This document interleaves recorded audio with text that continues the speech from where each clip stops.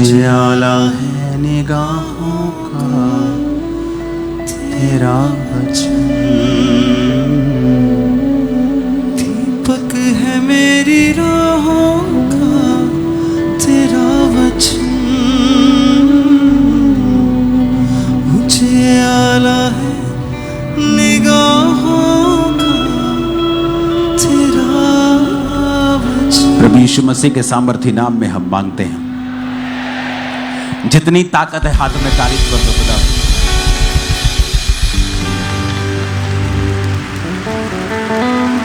Hallelujah.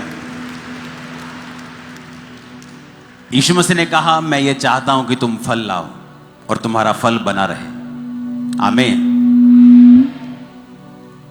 उसने कहा, तुमने मुझे नहीं चुना। हम कई बार बोलते हैं कि मैंने परमेश्वर को ग्रहण किया। कहता नहीं, तुमने मुझे ग्रहण नहीं किया, तुमने मुझे नहीं चुना, मैंने तुझे चुना और ठहराया कि तू बहुत सा फल ला सके। आप जानते हैं परमेश्वर आपको क्यों चुनता है? चलो आप बताओ, परमेश्वर आपको क्यों चुनता है? मान लीजिए आप एक बिल्कुल स्मॉल बैकग्राउंड से हैं, आम सी आपकी बैकग्राउंड है, आपका आम सा परिवार है, आपके आम सी जिंदगी है। क्यों परमेश्वर ने आपको चुना? आप जानते हैं वचन क्या कहता है?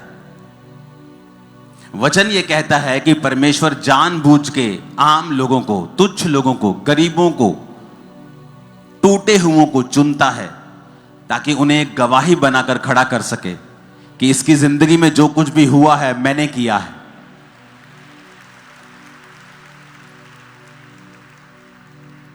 आज मैं ये नहीं कह सकता कि मैं कंप्यूटर इंजीनियर हूं तो मैं बड़ा अच्छा बोलता था, परमेश्वर ने मुझे चुन लिया। इसमें तो फिर मेरी बड़ाई होगी ना कि मैं बड़ा चालाक था तो प्रभु ने चुन लिया। जब मैं परमेश्वर में आया हूं, मैं मेंटली अपसेट था, आम लोगों में बैठकर बात भी नहीं कर सकता था, बिना दवाई और नशों के नहीं जी सकता था। प्रीच करना तो दूर की बात, आम लोगों में कन्वर्सेशन जब होती थी कि मेरे दादाजी को हार्ट अटैक हो गया, मेरी नानी मर गई, मेरी नानी को बीमारी हो गई, तो मेरे को अटैक्स शुरू हो जाते थे, मैं उनमें बैठ नहीं पाता था। तो परमेश्वर ने कहा, मैंने जगत के निर्बलों को, जगत के तुच्छों को चुन लिया ताकि उनको जो अपने आप को कुछ समझते हैं उनको मैं शर्मिंदा करूं तुम लोगों के जरिए, तुम लोगों के द्वारा। इसका मतलब परमेश्वर जब आपको चुनता है वो इसलिए आपको चुनता है कि परमेश्वर आपकी जिंदगी में कुछ बड़ा काम करना चाहता है। उसने आपको फालतू में नहीं चुना। अभी आप जाते जाते अपने घर में जब जाएंगे तो आप पूरी, अगर सब्जी लेनी है तो पूरी रेडी उठा के नहीं ले जाएंगे आप। आपको पता है ये खराब हो जाएगी। मैं जितनी खाना चाहती हूं मैं उतना ही लेके जाऊंगा। तो परमेश्वर ने भी फालतू में आपको नहीं सिरजा है, उसने फालतू में आपको नहीं बनाया है। ऐसे लोग भी मैंने देखे हैं अपनी लाइफ में, आप उन्हें इंटरनेट पे सर्च करें आपको मिल जाएंगे, जिनके दोनों हाथ नहीं थे, दोनों पांव नहीं थे। अब शैतान उन्हें पूछ सकता है कि तेरे को परमेश्वर ने फालतू ही बनाया है तो तेरा क्या काम है? तेरा ना तेरे हाथ है ना तेरे पांव है, तो क्या तेरी नरक जैसी जिंदगी है? कुछ तू कर नहीं सकता, चल नहीं सकता, उठ नहीं सकता, खा नहीं सकता अपने आप, तू कुछ नहीं कर सकता। लेकिन परमेश्वर ने आज उसे दुनिया के टॉप प्रचारकों में से एक प्रचारक बना दिया है। आई थिंक निक नाम है उसका, आप जाके गूगल पे सर्च करना। तो यानी आपकी कंडीशन कैसी भी हो, परमेश्वर ने आपको बड़े काम करने के लिए चुना है। आप किसी भी निचली पोजीशन पे हो, कहीं भी हो, आपकी कंडीशन जितनी मर्जी बुरी हो, लेकिन एक बात पक्की है, परमेश्वर ने आपको बड़े काम करने के लिए चुना है। यह पहले दिमाग में बिठाना पड़ेगा, हां या ना। यह दिमाग में जब बैठ जाएगा कि परमेश्वर ने मुझे बड़े काम के लिए चुना है, अब करना क्या है? अब मुझे परमेश्वर के पीछे पीछे चलना है। एकदम से नहीं होगा। यूसुफ 2-4 साल में प्रधानमंत्री नहीं बन गया, दाऊद 2-4 साल में इजराइल का राजा नहीं बन गया। 30 साल की उम्र में वो 12 गोत्रों में से एक यहूदा का गोत्र का राजा बना और 37 साल की उम्र में वो इजराइल का राजा बना। और जब वो मसा किया गया था राजा होने के लिए, शायद वो 15 से 16 टीन एज के बीच में था वो। तो कितने साल लगे उसे उस दर्शन को पूरा होते हुए देखने के लिए, पर उतने साल क्या क्या किया उसने? उतने साल वो मसे में बढ़ा, अभिषेक में बढ़ा, परमेश्वर के संग संग चलता रहा, दुखी भी रहा होगा, परीक्षाओं में भी रहा होगा, लेकिन उसने परमेश्वर के वचन के साथ कॉम्प्रोमाइज नहीं किया। आज 2 बार वीजा रिजेक्ट हो जाए तो आदमी व्यभिचार करने चला जाता है। 3 बार किसी ने वीजा रिजेक्ट कर दिया तो दारू पीने चला जाता है। उसका परमेश्वर के साथ कोई भी संबंध नहीं है। उसे लगता है कि यही चीजें मेरे लिए आशीष हैं। वो परमेश्वर की उपस्थिति को समझता नहीं है। एक बात आपको दिमाग में रखनी होगी कि अगर परमेश्वर ने आपको चुना है तो उसने आपकी लाइफ में बड़े काम करने के लिए आपको चुना है, और वो कुछ बड़ा आपकी जिंदगी में करना चाहता है, इसमें कोई शक नहीं। अब परमेश्वर जा रहे थे और रास्ते में जब पेड़ दिखा अंजीर का, तो परमेश्वर ने कहा रुको, मुझे भूख लगी। और जब पेड़ के पास गए तो फल नहीं था, और वचन कहता है फल का समय नहीं था। फल का समय नहीं था तो परमेश्वर को बोलना चाहिए ठीक है, समय नहीं है। अब मैं सर्दियों में आम के पेड़ के पास जाऊंगा तो आम का पेड़ तो फल रहित होगा, तो मैं क्या कर सकता हूं? लेकिन बाइबल कहती परमेश्वर ने उस पेड़ को कहा सूख जा, अब से तेरा फल कोई ना खाए। क्यों? क्योंकि अंजीर के पेड़ की खासियत है, जब वो पत्ते देता है तो फल भी देता है। तो वो धोखा दे रहा था। पत्ते तो दिखा रहा था दूर से कि दूर से पत्ते देके यीशु मसीह पास तो आए, लेकिन फल नहीं था। तो हमें ऐसे विश्वासी नहीं बनना है जिनका हालेलुया आमीन तो ऊंचा हो, लेकिन अपने कर्मों से वो हालेलुया और आमीन का इनकार कर रहे हो। कि मुंह से तो हालेलुया ऊंचा है कि यहोवा की स्तुति हो, लेकिन अपने कर्मों से वो शैतान की स्तुति कर रहे होते हैं। अगर यहोवा की स्तुति हो तो व्यभिचार तुम्हारी जिंदगी में फिर क्या कर रहा है? चोरियां तुम्हारी लाइफ में फिर क्या कर रही हैं?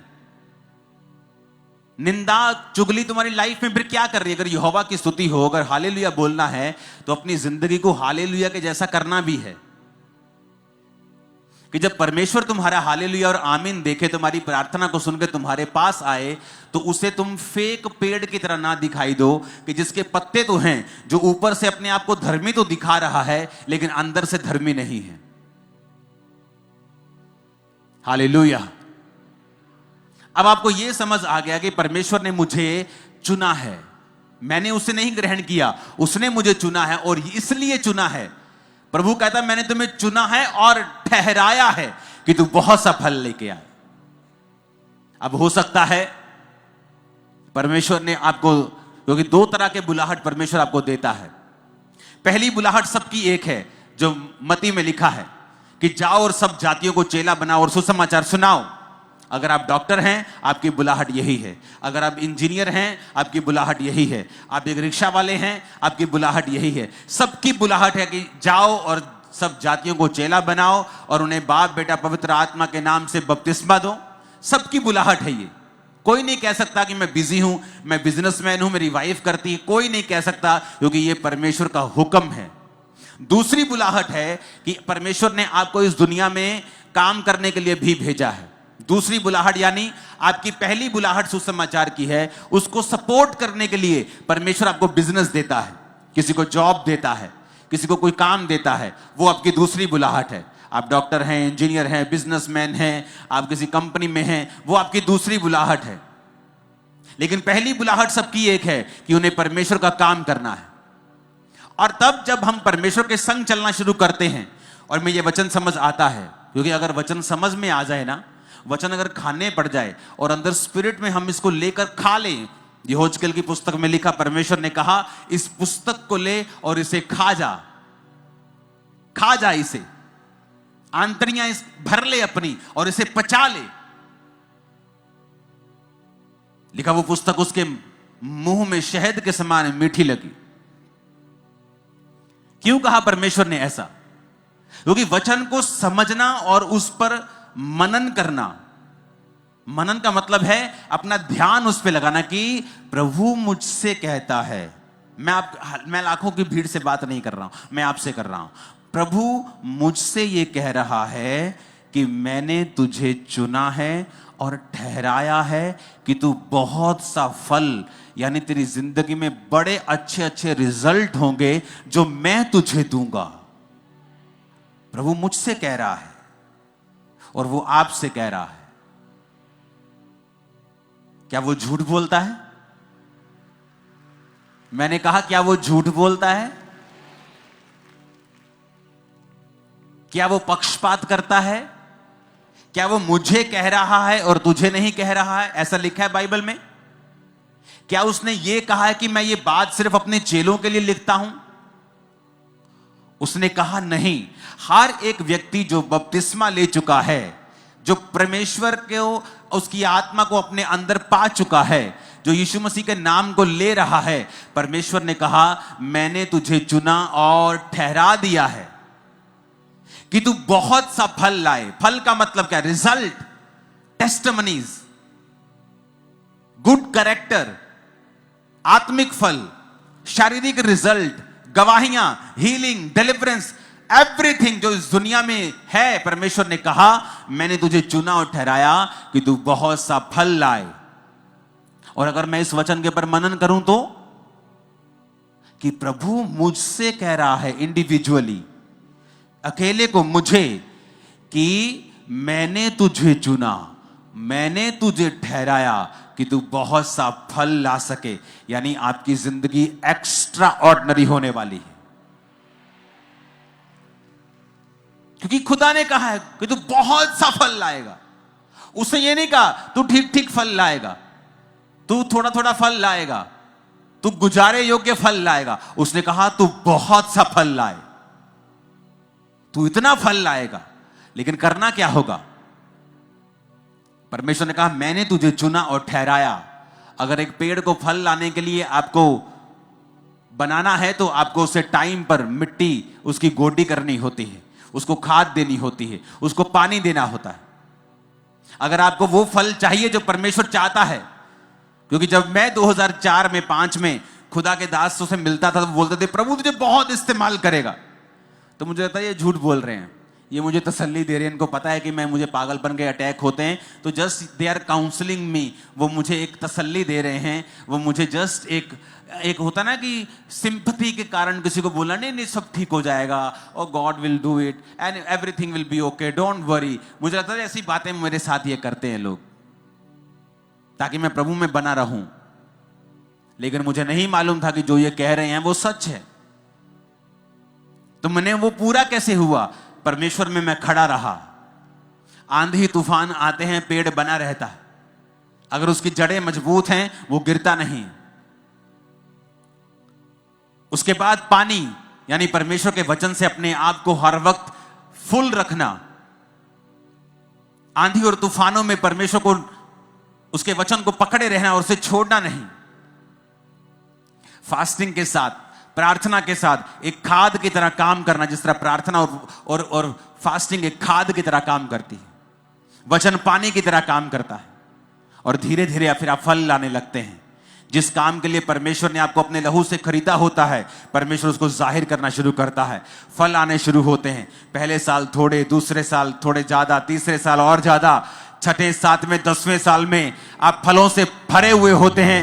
ओ आमीन, ऊंचा तो ये फल आपके लाइफ में एंटर कर रहे हैं, फाइनेंस में एंटर कर रहे हैं, परिवारों में एंटर कर रहे हैं, स्पिरिट्स में एंटर कर रहे हैं, सेवकाइयों में एंटर कर रहे हैं, बच्चों की लाइफ में एंटर कर रहे हैं। आमीन, ऊंचा तो ये बरकत तुम्हारी है चर्च। हालेलुया। उसने कहा मैंने तुझे चुना। कोई इंसान नहीं कह रहा है, कोई पॉलिटिशियन नहीं कह रहा मुकर जाएगा, जब पार्टी बड़ी देखेगा इधर उधर तो हो जाएगा। कोई इंसान नहीं कह रहा, खुदा कह रहा है। जैसे किसी कोर्ट में लेके नहीं जाया जा सकता, जिसके ऊपर कोई केस नहीं चलाया जा सकता, जो कभी झूठ नहीं बोलता है। जब आपको मैं बोलता हूं कि परमेश्वर कहता, बाइबल वचन कहती है वो कभी झूठ नहीं बोलता, आपको लगता है जिस तरह मैं झूठ नहीं बोलती उसी तरह प्रभु झूठ नहीं बोलता। नहीं, वो ये बात नहीं कर रहा, वो ये बात नहीं कर रहा। ये कितने का लिया? मैंने ये 200 रुपए का लिया, झूठ बोल दो। मैंने 500 का लिया। आपको लगता है ये झूठ है? हाँ ये झूठ है, लेकिन परमेश्वर उस झूठ के बारे में बात नहीं कर रहा, वो ऊपर का एक सच बता रहा है। पता है क्या? मैं कहता, आप मुझसे पूछो, मैं बोलूंगा ये क्या है, आप पूछेंगे ये क्या है, मैं बोलूंगा ये रुमाल है। लेकिन अगर परमेश्वर कहेगा ये रुमाल नहीं है, ये पूरा एक प्लेनेट है, तो ये झूठ नहीं, जो प्रभु के मुंह से निकला वो सच हो जाएगा और ये यहां से चला जाएगा और पूरा ग्रह बन जाएगा। आप मेरी इसलिए कहते हैं वो झूठ बोल नहीं सकता। क्यों? कि अगर वो बोलेगा तो वैसे ही हो जाएगा। आप एक मनुष्य को अगर परमेश्वर के आप कितने मेरी बातों को समझ रहे हैं? इसलिए बाइबल कहती है वो झूठ नहीं बोल सकता। क्यों? वो कुछ भी बोलेगा तो हो जाएगा। इसलिए बोलते क्रिश्चियन लोगों को मजाक में भी कई चीजें नहीं बोलनी चाहिए, क्योंकि आपके जो जुबान है, आपके जो वचन हैं, वो आपकी जो बनावट है परमेश्वर ने अपने स्वरूप में की है। आप अपने बच्चों को श्रापित नहीं कर सकते, ये बड़ा शरारती है, ये बड़ा जिद्दी है, ये बड़ा ढीठ है, ये मेरी सुनता नहीं, नालायक है, आप नहीं कह सकते। अगर हमने किसी को ऐसा बोला होता पहले जाके हम कैंसिल करते, प्रभु जो हमने कहा वो कैंसिल है, वो कैंसिल है, वो कैंसिल है, खुदावन आगे से नहीं बोलेंगे, क्योंकि ये बीज की तरह काम करता है।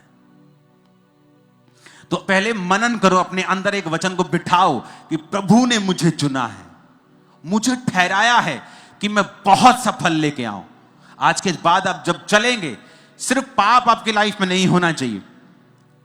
वचन पढ़ना यानी पानी देना, खाद यानी प्रार्थना और उपवास का जीवन अगर आपका होगा, तो आपको ये दिमाग में विजन रखना है कि आप बहुत सा फल लाने वाले हो। Too many fruits, too much, आप बहुत फल लेके आने वाले हैं।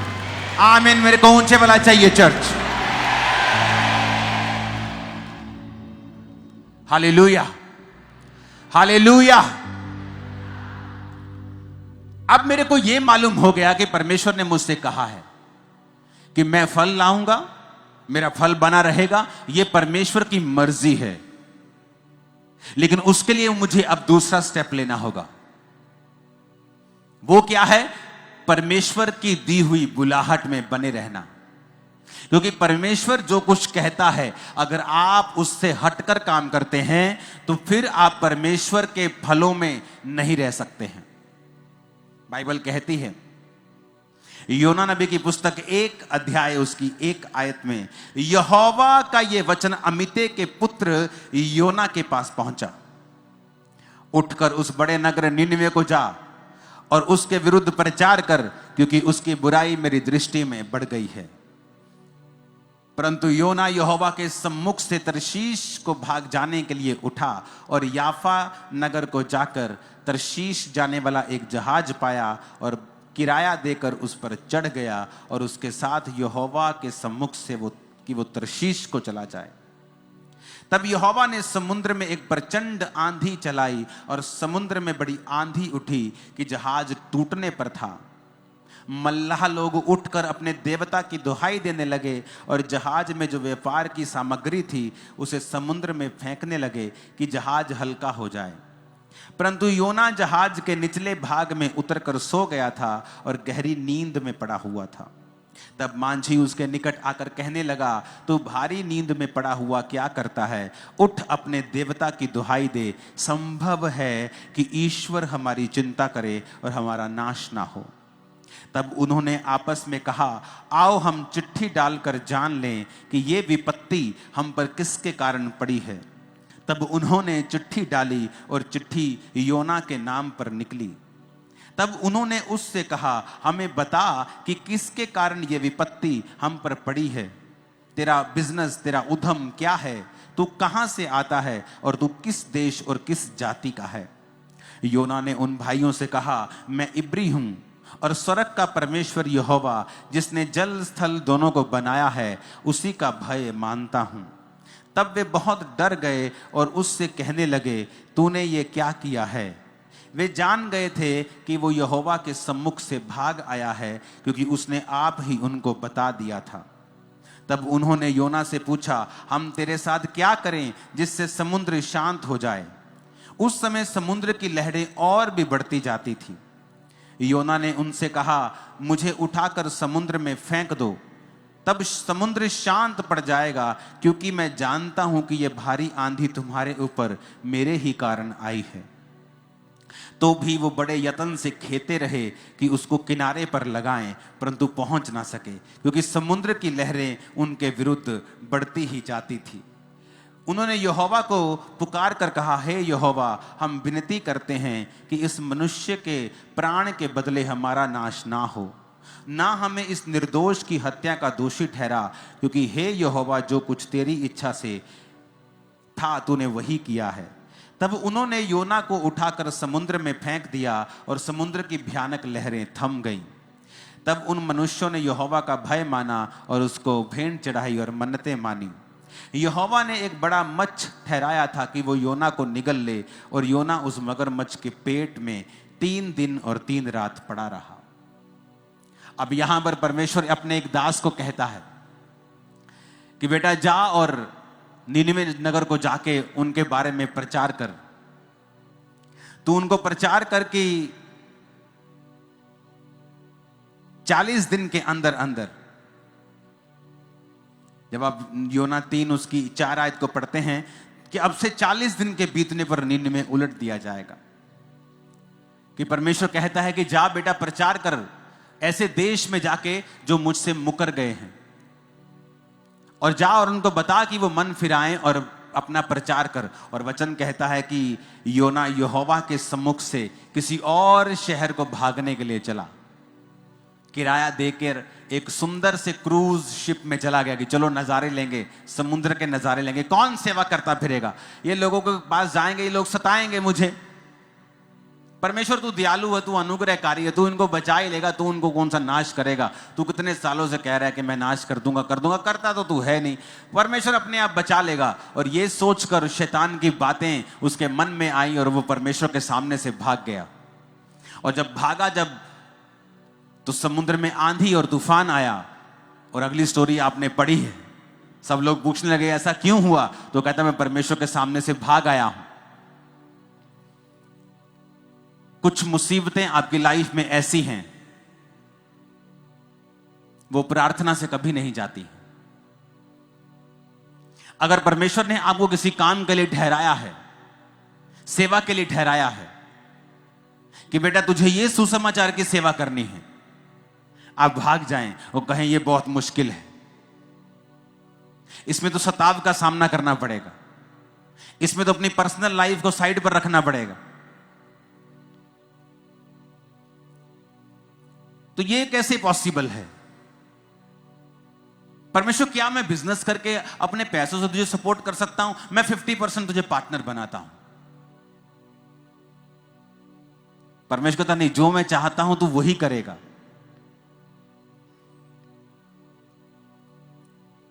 इमेजिन करो, जब उसने दिमाग में सोच लिया कि मैं नहीं जाऊंगा, मैं प्रचार नहीं करूंगा, उसे कुछ नहीं हुआ, बल्कि उसे और रिलैक्स फील हुआ होगा। हाँ रिलैक्स, मजा आ गया, थोड़ा बोझ कम हुआ। अपना बैग वैग पैक किया होगा, बड़े मजे से अच्छे अच्छे कपड़े डाले होंगे। क्रूज शिप पर भाड़ा किराया पड़ा है, क्रूज शिप पर गया, भाड़ा वगैरह दिया, बड़ा शिप था, वहां सामग्री भी थी, लोग भी थे, आराम से जाके सोया हुआ है कि जान छूटी। क्योंकि जब लोग गलत स्टेप्स लेते हैं और वो सेवा त्याग देते हैं या प्रभु का दिया हुआ बुलाहट त्याग देते हैं, उनको एकदम से कभी भी तूफान का सामना नहीं करना पड़ा। ये हिस्ट्री बताती है। जब भी कोई व्यक्ति गलत काम करता है, उसे एकदम से कभी भी मुसीबत का सामना कई बार नहीं करना पड़ता है। हां, धर्मी को अगर थोड़ी सी भी वो गलती करे, हो सकता है परमेश्वर अगले दिन ही उसके कान खींच ले और उसको मारे और उसको झिड़के और उसको सुधारने के लिए कुछ भी वो कर सकता है, क्योंकि परमेश्वर देखता है कि ये सुधर सकता है। इसको सुधारो, डंडा मारो इसको, थोड़ा सा इसको हिलाओ, झिंझोड़ो, थोड़ा सा इसको हिलाओ, इसको थोड़ी सी ठीक हो जाएगा ये। लेकिन जो व्यक्ति कई बार कठिन होता है, मुश्किल होता है, जो कठोर होता है, जो मन में ठान चुका होता है प्रभु को बताइए नहीं मानेगा, तो कई बार जब वो जाता है, परमेश्वर कुछ नहीं करता उसकी लाइफ में। उसे लगता है सब ठीक हो गया, मेरा तो वीजा लग गया। लेकिन जब मुसीबत आती है उसकी लाइफ में, उसकी फैमिली की लाइफ में, तब मैं आपको बता देता हूं, ले हैंड से वो मुसीबत खत्म नहीं होगी। आप 40 नहीं, आप 4000 रोजे रख के अपने आप को खत्म कर लीजिए, यह मुसीबत तब भी खत्म नहीं होगी। क्योंकि परमेश्वर यह चाहता था कि तेरे द्वारा एक काम करना, तेरे द्वारा कुछ ऐसा काम करना, ऐसी सेवा करना, एक मूल्य प्रभु चाहता था तुम्हारी लाइफ से कि तू उसकी सेवकाई में दे। उसके बदले में वो तुझे ब्लेस रखता, तेरे परिवार को ब्लेस रखता, सब कुछ अच्छा होता, समय पर तुझे सब कुछ मिल जाता।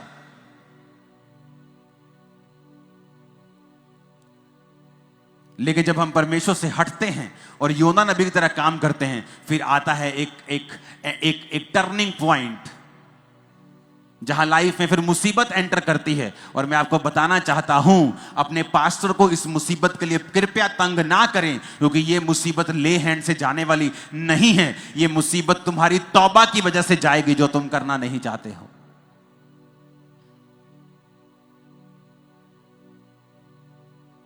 योना कहता, प्रभु अगर आप 2 बाब पढ़ेंगे ना तो लिखा, जब मैं समुद्र की तह तक चला गया, पानी मेरे ऊपर था और मैं मूर्छा खाने लगा, मैं पहाड़ों की जड़ तक जब पहुंच गया, तब मैंने यहोवा की दुहाई दी और उसने एक मगर को भेजा, एक मच्छी को भेजा, जो उसने मुझे निगल लिया।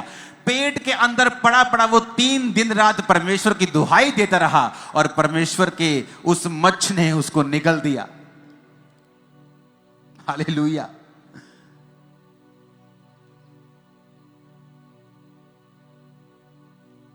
जब तौबा की कि परमेश्वर मुझे माफ कर दे, मैं जाता हूं, तो परमेश्वर कहता है, पहले तुझे मालूम नहीं था, तो पहले अगर जाता तो इतने छितर ना खाता, तू इतनी मुश्किलें तुझको ना आती, तूने दूसरों का भी नुकसान करवाया। व्यापार की वस्तुएं, उसमें घी होगा, उसमें चावल होंगे, उसमें क्या क्या व्यापार पुराने जमाने में होता, कपड़े होंगे, सारा कुछ समुद्र में फेंका। फाइनेंशियली नुकसान किया, दूसरों का नुकसान किया। कुछ परिवारों का नुकसान होता है जब उनके बच्चे सेवा छोड़ते हैं, लेकिन तब वो नहीं बोलते, कहता आने दो आने दो, अब घर आ गया, मेरे घर का काम करेगा। भाई साहब, वो घर का काम नहीं करेगा, वो नुकसान करेगा। क्यों? क्योंकि वचन ऐसा कहता है कि यहोवा के घर में, उसकी सेवा में जो आशीष है, पीछे मुड़ने पर वो श्राप है। क्योंकि प्रभु उसी श्राप से तुम्हें बचाना चाहता है, इसलिए वो तुझे सेवा के लिए बुला रहा है। अगर मैं सेवा ना करता, मैं जीवित नहीं रहता, मुझे मालूम है। तो परमेश्वर ने उस कर्ज को खत्म करने के लिए मुझे कहा, अगर तू सेवा करेगा वो कर्ज खत्म हो जाएंगे। तो शैतान जानता है कि वो कर्ज जो शैतान तुम्हें देना चाहता है वो नहीं दे पाएगा अगर तू यहोवा की बुलाहट को पूरा करेगा। अब किसी के जीवन में बुलाहट कुछ है और किसी के जीवन में कुछ है, और अगर वो अपनी बुलाहट से भागता है, वो अपना तो नुकसान करता भी है, अपने आसपास का भी नुकसान करता है। फिर आप ले हैंड करवा लो, आप 40 रोजे रख लो, 80 रख लो, 120 रख लो कि हील हो जाए, डिलीवर हो जाए, ये मुसीबत चली जाए। वो नहीं जाने वाली, क्योंकि वो मुसीबत सिर्फ तौबा से जाएगी। जो कार्य प्रभु ने दिया उसे पूरा करने पर ही वो जाएगी। लेकिन ईगो रास्ते में आती है और वो ईगो के कारण लोग मारे जाते हैं। पारिवारिक मेंबर्स का नुकसान होता है, फाइनेंस का नुकसान होता है, जीवन का नुकसान होता है, बुढ़ापे में और अधिक उनको तकलीफों का सामना करना पड़ता है। वो सॉन्ग है ना, खुदाया तेरी रूह तो मैं पला ना सके किधर जाऊं, कि तू सब तरफ है, मैं कहां जाऊं। आसमान में चढ़ू तू है, समुद्र के नीचे तू है, हर जगह तू है। कभी परमेश्वर की बुलाहट से भागो मत, क्योंकि जब आप बुलाहट से भागेंगे तो परमेश्वर का कोई भी नुकसान नहीं होगा। आपकी जगह आपसे बेटर पर्सन उस जगह को ले लेगा, उस भवन का भी नुकसान नहीं होगा। परमेश्वर अपने काम को कर लेगा, प्रभु का नुकसान भी नहीं होगा। नुकसान एक ही व्यक्ति होगा, जो आप होंगे या आपकी फैमिली होगी। क्योंकि अगर आप बुलाहट को पूरा करते हैं तो परमेश्वर आपके जीवन में वो सारे फलों को देता है जो परमेश्वर ने आपकी लाइफ में सोचे हुए हैं। हालेलुया। कितने मेरी बातों को समझ रहे हैं? अपने हाथों को उठाओ, ये सॉन्ग गाना, ये खुदाया तेरी रूह तो मैं। उठाओ अपने हाथों को, हिलाओ।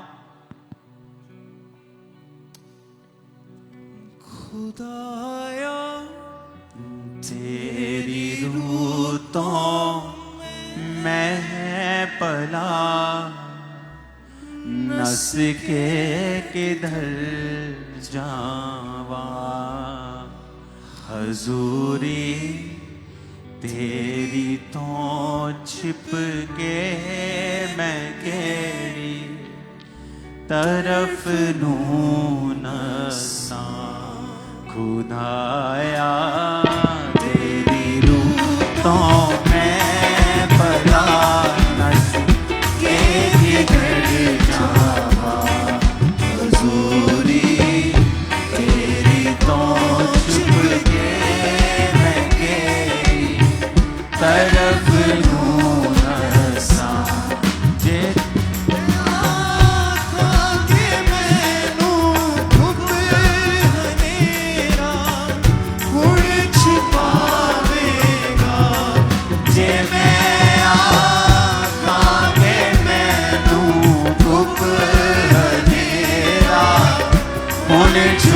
छुपावेगा मेरे गिरते हनेरा भी कदों चानन हो जाएगा, मेरे गिरते हनेरा भी कदों चानन हो जाएगा, मैं चढ़ जावा जे आसमाना दे उते ओते है तू ही, मैं चढ़ जावा जे आसमाना दे उते ओते है तू ही, दिखावा इस तरह पाताल दे जी ओते है तू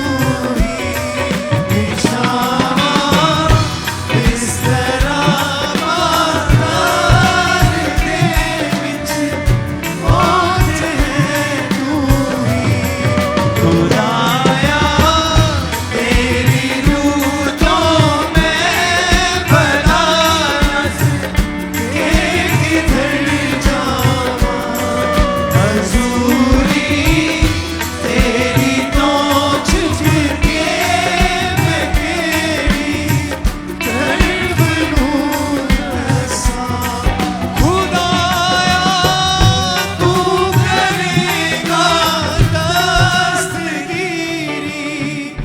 आप मेरी, खुदाया तू करेगा दस्तगीरी आप मेरी, तेरा हाथ सच्चा उस पाताल दे विच होवे मदद मेरी, तेरा हाथ सच्चा उस पाताल दे विच होवे मदद मेरी। अपने हाथों को उठाओ, मेरी ये प्रार्थना है आप इन फालतू मुसीबतों में जो खुदा से दूर जाने पर मिलती हैं कभी भी उनमें फंसने ना पाए, ना आपका परिवार कभी फंसने पाए।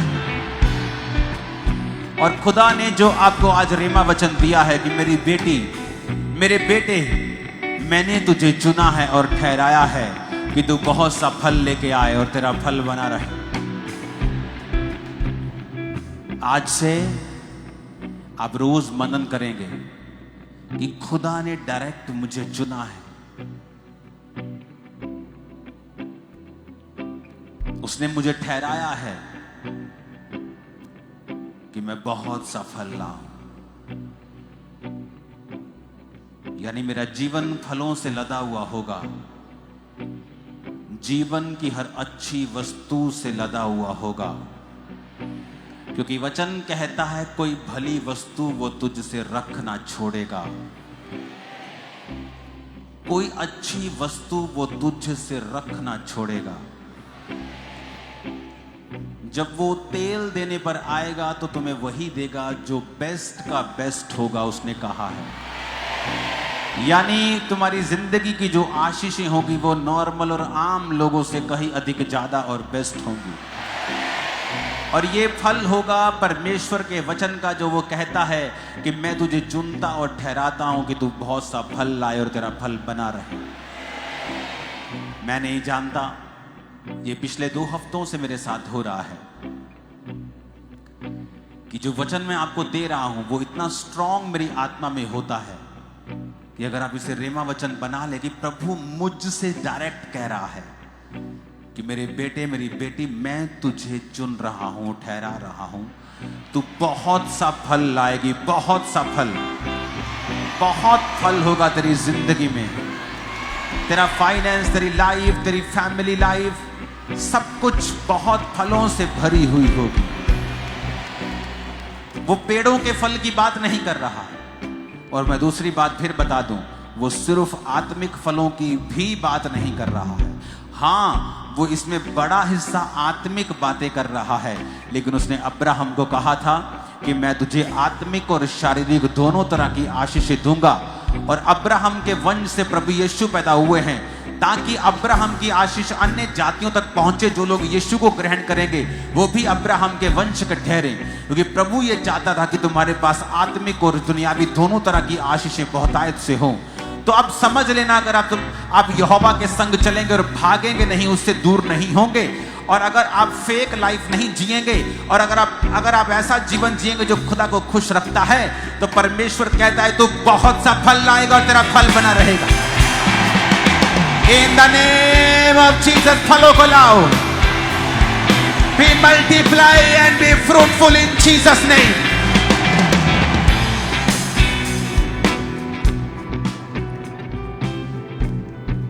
मैं आत्मा में देखता हूं, जिस तरह अंकुर फूटते हैं, उसी तरह मैं आपके जीवन में उन डालियों को फूटता हुआ देख रहा हूं जो फलों में परिवर्तित हो जाएंगे, जब फलों में परिवर्तित हो जाएंगे यीशु मसीह के नाम में। यहोवा उठ खड़ा होगा, वो उठ खड़ा होगा और खुद न्याय करेगा। वो उठ खड़ा होगा और खुद जज करेगा। वो उठ खड़ा होगा, मैंने कहा, वो उठ खड़ा होगा, मैंने कहा। छत्तीसगढ़, मध्य प्रदेश, खुदा कहता मैं उठ खड़ा होऊंगा और खुद न्याय करूंगा। Hallelujah, hallelujah.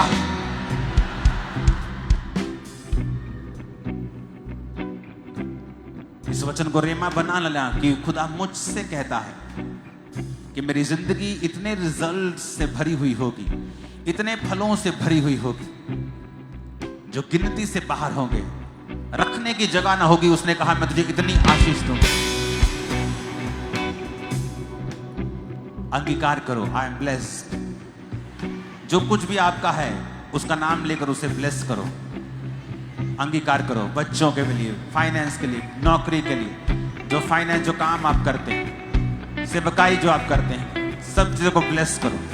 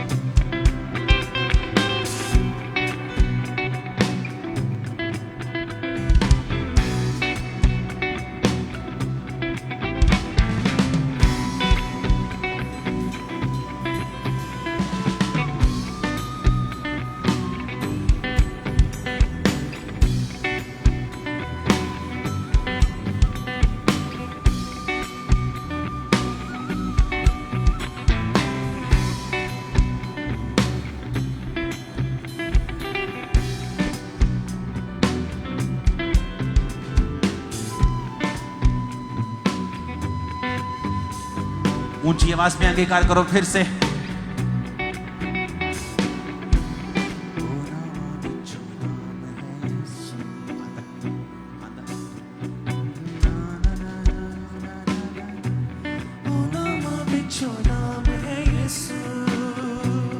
स्वीकार करो फिर से, जो भी आपका है उसे ब्लेस करो।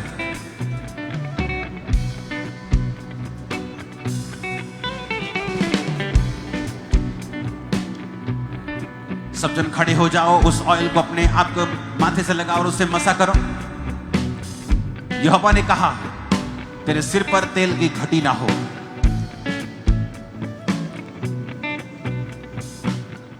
उस मसे को जो कहता है कि घटी ना हो, उसे अपने सिर पे लगाओ और अपने आप को मसा करो। उस छुटकारे से पहले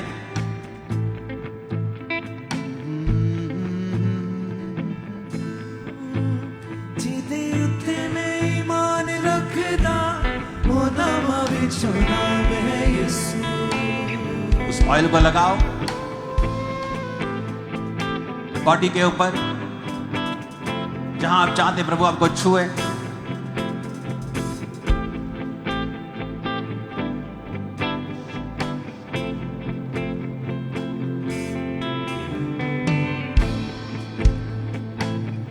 अगले संडे प्रभु भोज होगा, ये थर्सडे और संडे कोई मिस नहीं करेगा। अपने हाथों को उठाओ और हिलाओ। Thank you Jesus. Right now खुदावंद जो इस ऑयल के नीचे हैं, जो मसा हुए हैं, तेरा आत्मा उन्हें छूकर चंगा करे और आजाद करे और इनके बंधनों को तोड़े।